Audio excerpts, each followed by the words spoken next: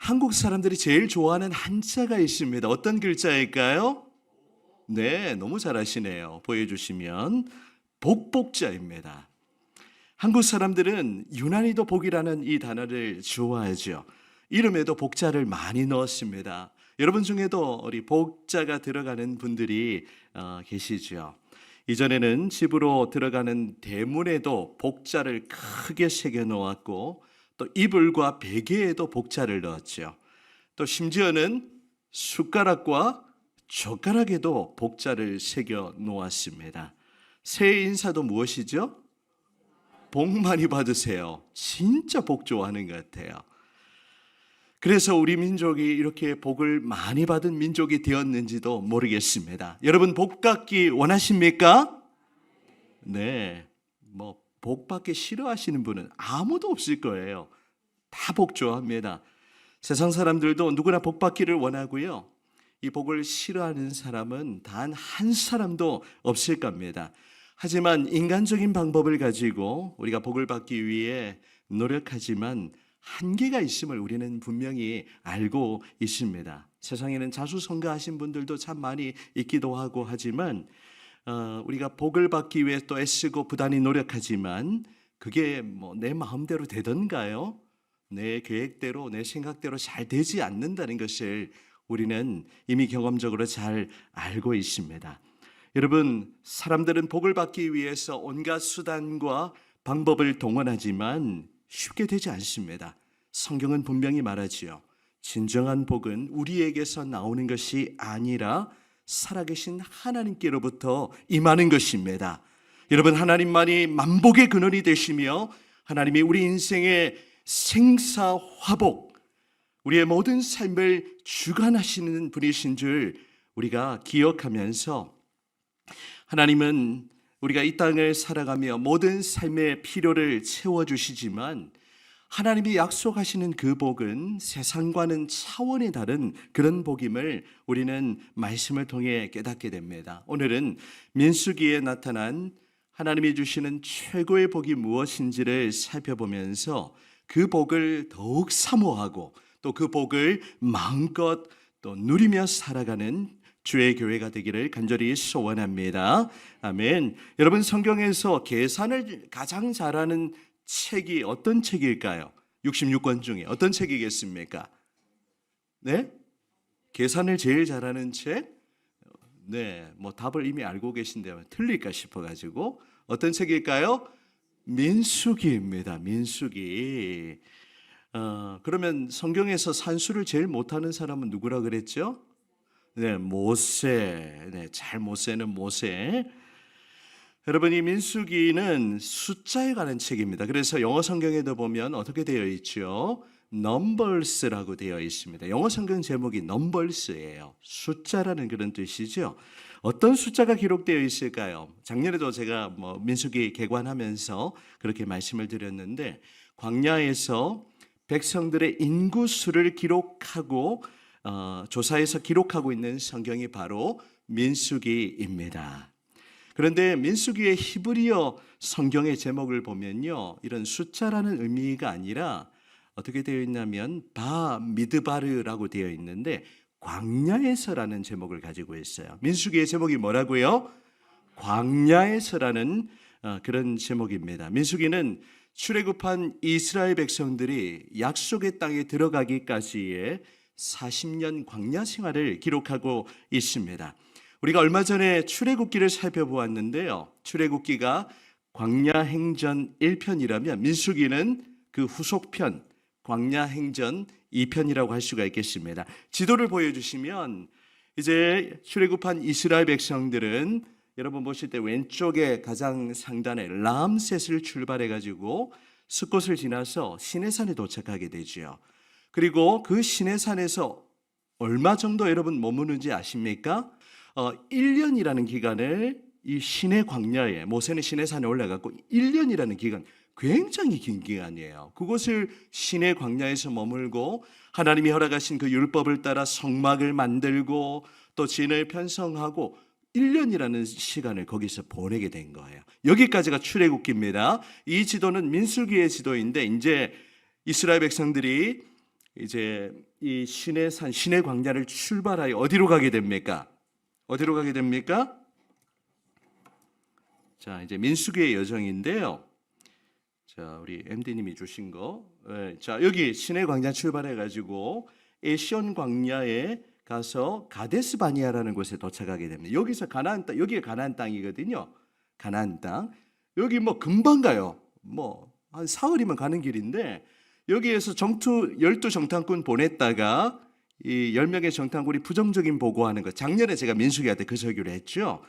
이 부정적인 메뚜기 시각을 가지고 그렇게 보고했다가 이 광야에서 몇 년을 뺑뺑이를 돌게 됩니까? 40년을 여기서 보내게 되는 거예요. 그래서 그 과정을 기록하고 있는 성경이 무엇입니까? 민수기라는 거예요.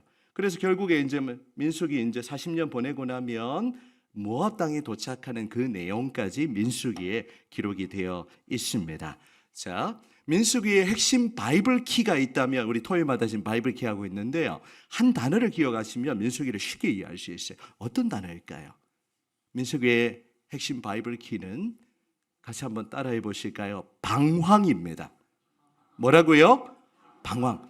이스라엘 백성들이 여호와의 말씀에 불순종하다가 40년 동안 광야에서 뺑뺑이 도는 것, 40년 동안 방황한 것을 기록한 성경이 바로 민수기예요. 이해되시죠? 네, 제 설명이 쉽습니까? 어렵습니까? 네, 쉬우십니까? 네. 그래서 여러분들이 이번 주간 우리가 민수기 읽기 때문에 이런 배경만 기억해도 민수기 내용을 우리가 쉽게 읽어 나갈 수가 있습니다. 이제 출애굽한 1세대는요. 광야 40년 방황하면서 여호수아와 갈렙을 제외하고는 모두 광야에서 죽음을 맞이했습니다. 그리고 광야에서 태어난 2세대, 이것을 출애굽 2세대라고 그렇게 표현하죠. 출애굽 2세대가 이제 아까 그 지도에서 본 것처럼 모압 땅, 가나안 땅 건너편이에요. 입구까지 목전에 이제 도착을 하게 된 것입니다. 그런데 여러분, 이 시내 광야를 출발하기 전에 먼저 인구 조사를 1차로 먼저 하게 되거든요. 그때 그 인구가 얼마나 됩니까? 약 몇 명이나 될까요? 약 60만 명 정도 전쟁을 수행할 수 있는 남자의 숫자입니다. 그리고 40년 광야 생활하고 하면 다 죽었잖아요. 여호수아 갈렙 제외하고. 그런데 모압 땅 도착했을 때 그때 다시 한번 인구를 조사하니까 몇 명이 되었을까요? 광야에서 다 죽었으면 인구가 확 줄어야 되는 거 아닙니까? 그런데 신기하게도 거의 조금 줄었어요. 뭐 한 800명 정도 줄어서 그래도 60만 명이 넘었어요. 이런 놀라운 하나님의 섭리가 아닐 수 없습니다.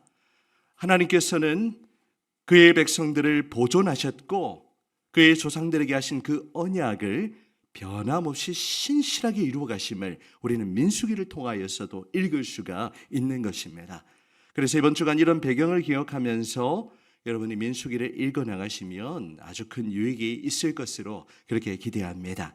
이제 오늘 본문은요, 여러분 이 민수기의 그 숫자에 관한 내용 가운데 그 유명한 제사장의 축복을 기록하고 있어요. 여러분 성경 보시면 오늘 본문이 어떤 제목이 달려 있습니까? 제사장의 축복이라는 제목이 달려 있죠. 제가 축도할 때 가끔 이 본문을 가지고 그렇게 축도를 하고 있습니다. 이스라엘 백성들은 이제 가나안 땅을 출발하게 되는데 그 전에 하나님께서는 먼저 이스라엘 진영을 정결하게 하셨고 이스라엘 백성들에게 피해가 없도록 가정에 관한 규례를 비롯하여 여러 가지 규례를 제정하신 이후에 가나안 땅을 출발하도록 그렇게 출발 준비를 시키고 계십니다. 그런데 이 가나안 땅을 향해 출발하는 이스라엘 백성들에게 가장 필요한 것이 있었습니다. 그것이 무엇이었을까요? 무엇이 가장 필요했을까요? 무엇이 가장 필요했을까? 오늘 설교의 제목에 답이 나와 있습니다. 무엇이 가장 필요했을까요? 바로 하나님의 복이 필요했던 것입니다. 그래서 하나님은 아론과 그의 아들들을 통하여 이 광야 행진을 다시금 시작하는 이스라엘 백성들에게 하나님의 복을 선언하도록 하셨던 것이죠. 여러분, 하나님이 이 제사장을 통하여 선포하시는 이 복이야말로 광야와 같은 인생길을 걸어가는 우리 모두에게 필요한 그런 하나님의 복인 줄 믿습니다. 그렇다면 하나님이 광야에서 이 광야와 같은 인생길을 걸어가는 주의 백성들에게 약속하신 최고의 복은 어떤 복이겠습니까? 세상의 복과는 좀 다른 것 같아요. 세상의 기준으로 보면 하나님이 물질도 좀 많이 주시고요. 맞죠? 또 뭐 필요한 것도 넉넉하게 채워주시고 그게 복이면 좋겠는데 하나님이 지금 이스라엘 백성들에게 주시는 복은 그런 복이 아닙니다. 자, 그렇다면 우리가 세 가지로 이 복을 정리해 보도록 할까요? 첫 번째, 우리 같이 한번 읽어보겠습니다. 시작. 우리를 복 주시고 지키십니다. 아멘. 하나님이 주시는 최고의 복은 바로 그의 백성들을 지키시는 복입니다. 우리 24절 말씀 같이 읽으실까요? 24절입니다. 시작. 여호와는 내게 복을 주시고 너를 지키시기를 원하며. 아멘. 하나님은 광야와 같은 인생길에 복을 주시고 항상 지켜주실 것을 약속하셨습니다. 여러분, 광야길이 얼마나 험한 길입니까? 낮에는 더위로 뜨겁고요, 밤에는 추위와 또 곳곳에 뱀이나 전갈과 같은 그런 곤충들에 피해 또 여러 민족들이 공격할 수 있는 여러 가지 위험에 노출되어 있는 곳이 바로 광야이죠. 하지만 하나님은 이 광야의 여정 가운데 내가 너희에게 복을 주고 너를 지켜주실 것을 약속하는 거예요. 하나님이 지켜주시는 것, 이것만큼 더 큰 복이 어디에 있겠습니까? 여러분, 이 구절에 지킨다는 단어의 원문의 뜻을 보면요, 둘레로 가시 울타리를 쳐서 보호해 주신다는 그런 의미입니다. 하나님은 실제로 불기둥, 구름기둥으로 이 광야의 이스라엘 백성들, 이 신약 성경 사도행전에 보면 광야 교회라고 표현하고 있죠. 하나님은 구약의 광야 교회를 지켜 주셨습니다. 그런데 이스라엘 백성들을 지키시는데 말로만 지키신 게 아니에요. 아주 세심하고 철저하게 그렇게 이스라엘 백성들을 보호하시고 보존하시며 모든 관심과 정성을 기울여서 그들의 일거수일투족을 지켜주셨다는 의미입니다. 여러분, 하나님의 눈은 늘 자기 백성들을 향하고 그분의 눈동자는 우리를 지키시고 보호하신다는 사실을 믿으시기를 바랍니다. 하나님이 우리를 이 광야와 같은 인생길에 지켜주신다고 약속하세요. 이것이야말로 가장 큰 복이 아니겠습니까? 그래서 성경 곳곳에는 이 하나님이 백성들을 지키실 때 그냥 지키는 게 아니고 눈동자같이 지키신다는 그런 약속이 기록되어 있어요. 신명기 32장 10절 말씀 같이 읽어봅니다. 시작. 여호와께서 그를 황무지에서 짐승이 부르짖는 광야에서 만나시고 호위하시며 보호하시며 자기의 눈동자같이 지키셨도다. 아멘. 하나님이 어떻게 지키신다고요? 눈동자같이 지키신다. 여러분, 눈동자가 무엇입니까? 눈동자가 무엇입니까? 예? 볼 수 있도록 하는 우리의 눈이죠, 눈. 우리 눈은 얼마나 소중한지 몰라요. 앞이 보이지 않으면 그것만큼 힘든 일이 더 없을 것 같습니다. 이 하나님이 우리를 눈동자같이 지키신다는 말씀은 눈앞에서 항상 지키신다는 하나님의 눈이 늘 주목하고 있다는 그러한 의미도 있지만 이 단어의 뜻을 살펴보면요, 눈에 넣어도 아프지 않을 만큼 사랑스러운 존재라는 그런 뜻을 담고 있어요. 아마 부모님 되시는 분들, 우리 사랑하는 자녀 손주들 보면 눈에 넣어도 아프지 않을 것처럼 그렇게 느끼실 것입니다. 마치 그 부모님의 사랑처럼 하나님은 늘 우리를 주목하시고, 여러분 눈동자 보세요. 눈동자에 손을 올리면 손이 움직이는 대로 눈동자가 굉장히 민감하게 반응하죠. 그렇게 하나님의 백성인 우리를 그분의 완벽한 사랑으로 그분의 완벽한 사랑으로 지키시고 돌보시고 보호해 주시는 줄 믿습니다. 그것이 하나님이 우리를 지키신다는 의미이죠. 요즘 저희 첫째가 대학 생활을 시작했습니다. 없으니까 하는 이야기입니다. 뭐 있으면 아마 또 이런 얘기하면 난리 날 거예요. 이제 개학하고 첫 주가 이제 조금 지나가고 있는데 3주차를 맞이하게 되는데 이제 대학 생활이 궁금하잖아요. 그러니까 아빠로서 어떻겠습니까? 여아가 잘 하고 있는지 궁금하잖아요. 그래서 아침에 카톡 보내고 또 좀 이따 또 뭐 아침 먹었는지 카톡 보내고 또 수업 잘했는지 보내고 처음에는 답장하더니 제가 계속 보내니까 답장을 안 해버리는 거예요. 그 나중에 엄마한테 제발 연락 좀 하지 말라고 얘기해 주지 마세요. 여러분 부모의 마음이 그렇지 않습니까? 자녀가 어떻게 대학생활 잘하고 있는지, 어떻게 밥은 잘 먹고 있는지, 수업은 잘하고 있는지 늘 그냥 그것에 관심을 기울이고 그렇게 하는 거죠. 그게 하나님이 우리를 지키신다는 의미예요. 하나님은요, 여러분의 그 힘든 마음 알고 계십니다. 여러분이 지금 어떤 상황에 있는지, 또 어떤 마음에 어려움이 있고 어떤 기도의 제목이 있는지 하나님이 다 주목하여 보고 계세요. 여러분의 육신적인 연약함도 알고 계시고요. 그럼에도 불구하고 하나님은 여러분을 지켜주시겠다고 약속하십니다. 그것도 그냥 지키는 것이 아니라 눈동자처럼 그렇게 하나님의 사랑으로 우리를 보듬으시고 저와 여러분을 지켜 보호해 주시는 줄 믿습니다. 우리 시편 17편 8절 말씀도 같이 읽어보실까요? 다윗의 고백입니다. 시작. 나를 눈동자같이 아멘. 여러분 하나님께서 이 광야와 같은 인생길 나를 눈동자같이 지키시고 주님의 날개 그늘 아래 감추시고 보호하시고 우리의 이 광야와 같은 삶을 항상 지키시고 보호하신다는 사실을 기억하시면서 이번 한 주간도 이 하나님이 우리를 지켜주신다는 어떻게 보면 이미 알고 있는 내용이지만 우리가 그것을 누리지 못할 때가 참 많이 있는 것 같아요. 날마다 하나님의 보호하시는 이 복을 누리며 살아가시는 저와 여러분이 되시기를 간절히 소원합니다. 아멘. 두 번째 복은 무엇이겠습니까? 같이 읽어보실까요? 시작. 우리에게 은혜 베푸시기를 원하십니다. 아멘. 하나님이 주시는 최고의 복은 바로 은혜이죠. 우리가 은혜라는 단어를 얼마나 많이 사용하는지 모릅니다. 우리 25절 말씀 같이 읽어보실까요? 25절 시작. 여호와는 그의 얼굴을 내게 비추사 은혜 베푸시기를 원하며 아멘.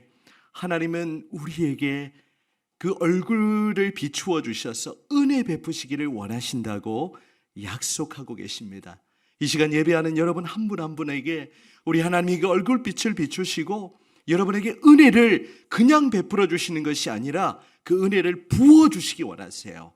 마치 폭포수와 같이 그 은혜를 우리의 심령 가운데 쏟아부어 주시기를 원하는 것입니다. 그런데 각 사람이 받는 은혜는 다르죠. 우리의 심령의 상태에 따라 또 예수님의 말씀처럼 우리 밭이 어떠한가에 따라서 각 사람이 받는 은혜는 참 다른 것 같습니다. 마음이 닫혀 있고요, 강박해져 있으면 은혜를 누릴 수가 없어요. 이렇게 하늘에서 폭포수 같은 은혜가 부어지는데 여러분 이게 만약에 뒤집어져 있으면 그 은혜를 담을 수 있습니까? 없습니까? 담을 수가 없어요. 여러분의 마음을 활짝 여시기를 바랍니다. 여러분의 마음 가운데 거리끼는 마음들을 우리가 그래서 회개하고 십자가의 보혈을 의지하는 거예요. 여러분이 은혜 베푼다는 단어의 뜻을 살펴보면 윗사람이 아랫사람에게 호의를 베풀기 위해서 몸을 구부린다는 그런 뜻이 있습니다. 은혜 받을 만한 자격이 없고 권리가 없는 사람에게 은혜를 베풀어 주시는 그 모습을 의미하는 것이죠. 하나님은 죄인인 우리 인생에게 은혜 베풀어 주시기를 원하십니다. 자격 없는 우리에게 은혜 받을 만한 그런 무언가 내세울 것이 없는 그런 우리에게 하나님은 값없이 은혜를 베풀어 주시기를 원하시는 것이죠. 이 하나님이 우리에게 주시는 최고의 복 바로 은혜입니다. 여러분 이 하나님의 은혜는 우리가 신약과 연결해서 생각해 보면 이 죄로 말미암아 이미 죽었던 그런 우리를 다시 살려주시는 그 하나님의 끝없는 사랑과 자비를 의미하는 것입니다. 하나님의 그 최고의 사랑, 그 은혜가 바로 무엇입니까? 십자가의 은혜이죠. 우리는 그 십자가의 보혈로 말미암아 우리의 모든 죄를 사함받고 속죄함을 누리고, 우리가 찬송으로 고백한 것처럼 허물의 사함을 받는 것이야말로 가장 큰 은혜입니다. 죄를 용서함 받는 것, 그것은 세상의 다른 종교가 줄 수 없는 그런 놀라운 하나님의 복인 것이죠. 우리는 십자가의 그 구원의 사역으로 말미암아 값없이 의롭다 하심을 받는 그런 존재가 된 것입니다. 여러분, 신약 성경에서 이제 삼위 하나님의 복을 선언할 때에 이렇게 선언해요. 고린도후서 마지막 장 마지막 절 13장 13절 우리 같이 읽어보실까요? 시작. 주 예수 그리스도의 은혜와 하나님의 사랑과 성령의 교통하심이 너희 무리와 함께 있을지어다. 아멘. 모든 설교의 원형이 되는 구절입니다. 우리 목사님들은 이 구절에 살을 붙여서 그렇게 하나님의 복을 선포하고 있지요. 우리가 축도라는 용어보다는 사실 더 정확한 표현은 강복선언입니다. 하나님의 복을 선언하는 거예요. 이 목사가 삼위 하나님의 이름으로 복을 선언하는 그런 구절이죠. 이 구절은 결국 이 구약의 제사장의 축복과도 연결이 되어 있는 것입니다. 그런데 고린도후서 13장 13절 이 구절에 가장 먼저 어떤 하나님의 복을 언급하고 있죠? 다시 한번 보여주시면 가장 먼저 무엇이 나타납니까? 주 예수 그리스도의 은혜. 이게 가장 먼저 언급되고 있어요. 하나님이 우리에게 허락하신 가장 큰 복, 그것은 주 예수 그리스도로 말미암는 구원의 은혜인 줄 믿습니다. 우리는 주일마다 우리가 받은 그 구원이 얼마나 크고 놀라우신 것인지를 다시 한번 확인하고, 비록 우리의 세상살이가 힘들고 여러 가지 어려움이 있지만 그것과는 비교할 수 없는 이 놀라운 구원의 은혜를 베풀어 주셨으니 그 은혜에 다시금 감격하고 그 은혜에 우리가 완전히 잠기며 그 은혜를 가지고 한 주간의 삶을 우리는 시작하는 것입니다. 여러분, 이제 우리는 이 놀라운 구원을, 예수 그리스도를 믿음으로 말미암아 값없이 얻게 되었어요. 이 구원은 결코 취소되지 않습니다. 우리가 때로 범죄하고 실수하고 넘어지는 순간에도 우리를 향한 그 구원의 은혜는 결코 변함이 없는 줄 믿습니다. 여러분, 우리는 날마다 보혈의 능력으로 일어서야 하고, 그 보혈을 인하여 우리는 날마다 하나님이 주시는 새로운 힘과 은혜를 얻고, 그렇게 세상을 우리가 한 주간 힘차게 달려갈 수 있는 것입니다. 오늘 하나님이 이 제사장의 축복을 통해 선포하시는 가장 큰 복, 이것이 바로 놀라운 구원의 은혜임을 기억하면서 여러분, 주일마다 이 구원의 은혜를 다시금 회복하시고 구원의 감격을 여러분 마음 깊이 누리시고 날마다 그 은혜를 가지고 또 이번 한 주간에 믿음으로 달려가시는 그런 저와 여러분들이 되시기를 축복합니다. 아멘. 또 한 가지 복이 있습니다. 무엇입니까? 같이 읽어보실까요? 시작. 아멘. 26절에 함께 있습니다. 시작. 여호와는 그 얼굴을 내게로 향하여 드사 평강 주시기를 원하노라 할지니라 하라. 아멘. 하나님이 이제 은혜를 베푸시고 그 다음에는 무엇을 주십니까? 평강을 선포하세요. 하나님이 주시는 최고의 복은 평강입니다. 여러분, 평강이 무엇입니까? 우리 평강은 만복의 근원이신 하나님께로부터 나오는 복으로 최고의 절정을 이루는 복이죠. 평강을 히브리어로 보면 어떻게 표현할까요? 잘 알고 계십니다. 샬롬이라고 해요. 같이 한번 해보실까요? 샬롬. 제가 여러분에게 카톡 보낼 때 샬롬이라는 인사 굉장히 많이 하죠.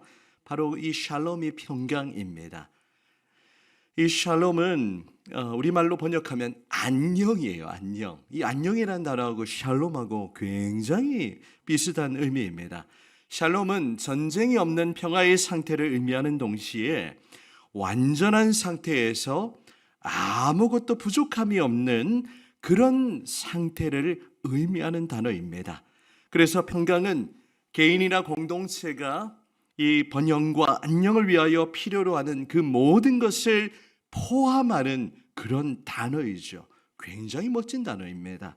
그래서 가정에도 평강이 중요하고 삶의 터전에도 직장과 일터와 사업장에도 우리 자녀들, 손주들의 삶 가운데도 바로 이 평강이 중요한 것이죠. 교회에도 최고의 복은 무엇일까요?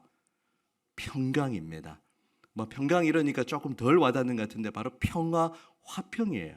여러분, 교회가 하나 되지 못하고 분열하면 은혜는 없는 겁니다. 어떻게 공동체가 갈등하는데 어떻게 은혜가 임할 수 있어요?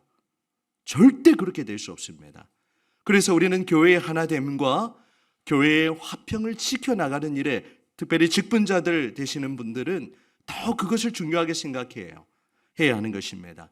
나의 개인의 유익보다는 공동체를 먼저 생각하고 교회의 화평과 평화를 추구하는 것이 우리 직분자들의 역할인 것이죠. 여러분, 우리의 삶에도 이 평강의 복을 누리는 것보다 더 중요한 일은 없다고 해도 과언이 아닐 것입니다. 우리의 마음의 평강을 잃어버리면요, 늘 폭풍같이 요동치는 거예요. 여러분, 그렇지 않습니까? 마음의 평강을 누리지 못하면요, 늘 근심과 걱정과 번민으로 잠 못 이루고 그런 힘든 삶을 살아가게 되는 것입니다. 그래서 우리가 가장 사모해야 되는 복이 있다면 바로 이 평강의 복이죠.